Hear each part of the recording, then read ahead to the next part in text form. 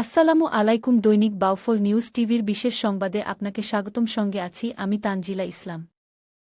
আমি কে তুমি কে বাঙালি বাঙালি আমি কে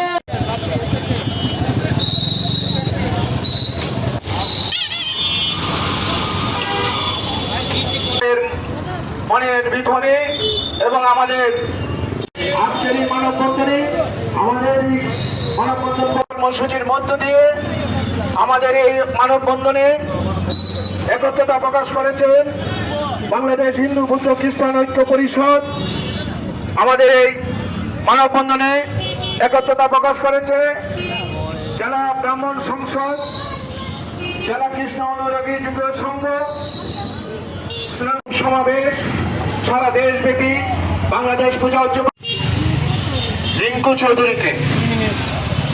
এবং আপনারা দেখছেন বিভিন্ন মিডিয়ায় মহাবতার পুরুষোত্তম শ্রীরামচন্দ্রকে গাইবান্ধায় অবমাননা করা হয়েছে।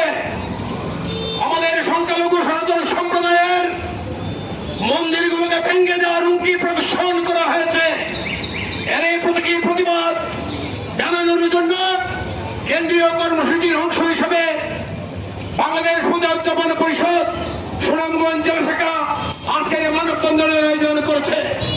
আজকের এই মানববন্ধনে একাত্মতা পোষণ করেছেন বাংলাদেশ হিন্দু বৌদ্ধ খ্রিস্টান ঐক্য পরিষদ সুনামগঞ্জ জেলা শাখা, ব্রাহ্মণ সংসদ সুনামগঞ্জ জেলা শাখা,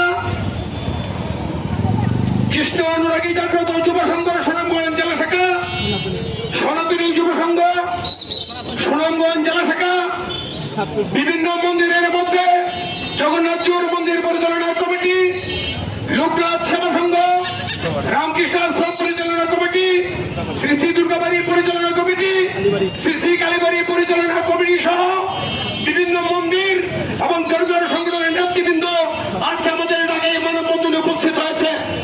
আমরা বাংলাদেশ পূজা উদযাপন পরিষদের পক্ষ থেকে আপনাদেরকে কৃতজ্ঞতা জানাই। মানববন্ধন মূলত প্রতীকী প্রতিবাদ। আজকে বক্তৃতা দেওয়ার সময় নয়, তবু আজকের এই মানববন্ধন বিক্ষোভ সমাবেশ থেকে আমরা উদাত্ত কণ্ঠে আহ্বান জানাই। আমরা বিশ্বাস করতে চাই বর্তমান সরকার ধর্ম নিরপেক্ষ সরকার, যে বা যারা বা যে গোষ্ঠী মহাবতার পুরুষোত্তম শ্রীরামচন্দ্রকে অবমাননা করেছে এবং সংখ্যালঘুদের সনাতনীদের মন্দির সমূহ ভেঙে ফেলার হুমকি প্রদর্শন করেছে, অনতি বিলম্বে তাদেরকে গ্রেফতার করা হোক।